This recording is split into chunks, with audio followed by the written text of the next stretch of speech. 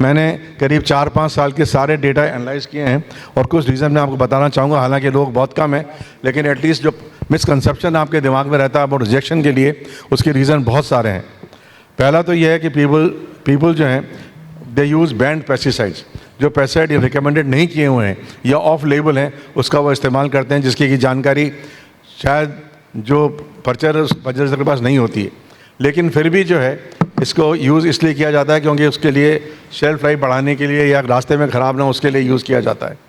Number 2, storage में जो है हमने देखा है कि मोल्ड बन जाते हैं, जिसके लिए कि दवाई यूज़ करना बहुत लाजमी है। थर्डली, जो एक मेजर रीज़न रिजेक्शन का है, जो कि लोग शायद नहीं कहेंगे, because I need to defend this cause the lab reports are missing. जब कंसाइनमेंट बाहर जाता है उनका सर्टिफिकेशन लैब रिपोर्ट साथ में नहीं होती है, जिसकी वजह से कंसाइनमेंट पहुंचने के बाद वापस लौटा दिया जाता है। देन माइक्रो ऑर्गेनिज्म जो हैं, जो कि कई तरह के होते हैं, उसके अंदर कॉन्टेमिनेशन हो जाता है। दूसरा जो है शेल्फ लाइफ जो है एक मेजर इशू है, क्योंकि जैसा आप जानते हैं सीड की जो शेल्फ लाइफ है, सीड की बात कर रहा हूँ, is only 6 to 9 months। Spices की भी बहुत लिमिटेड है और एग्रोकेमिकल्स की करीब 2 साल की शेल्फ लाइफ है। Then lot of varieties are mixed up. आप आज की तारीख में हम बात करते हैं एक्सपोर्ट की, हम स्पाइसेस इंपोर्ट भी करते हैं, करीब 12 से 15% सेम स्पाइसेस हम लोग अफ़गानिस्तान से, नेपाल से और सम कंट्री से हम लोग इंपोर्ट करते हैं, जिसके अंदर भी कंटेमिनेशन आ सकता है।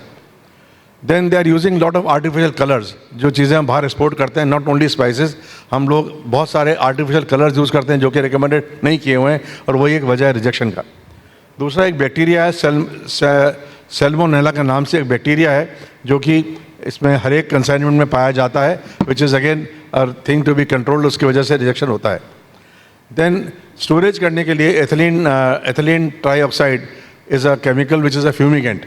आप ग्रेन स्टोर करते हैं, FCI में भी करते हैं, कहीं भी करते हैं, ये फ्यूमिगेंट यूज़ करते हैं, जो कि एक्सेस में यूज़ किया जाता है और उसके ट्रेसेस जो हैं वो रिजेक्शन में रह जाते हैं।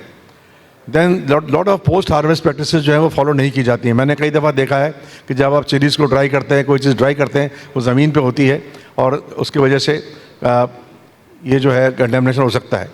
अनदर रिक्वायरमेंट जो कि रिजेक्शन का है, which is my 13th point, is about packaging. Packaging के अंदर जो है, जैसे कई दफ़ा जूट के बैग्स हैं, HDPE के बैग्स हैं, जो कि मैंडेटरी हैं, वो शायद इस्तेमाल नहीं किए जाते हैं, और पैकेजिंग के लिए एक रीज़न है जो कि फॉरेन सप्लायर्स इसको रिजेक्ट कर देते हैं। There is also very big trace of heavy metals which are found in this.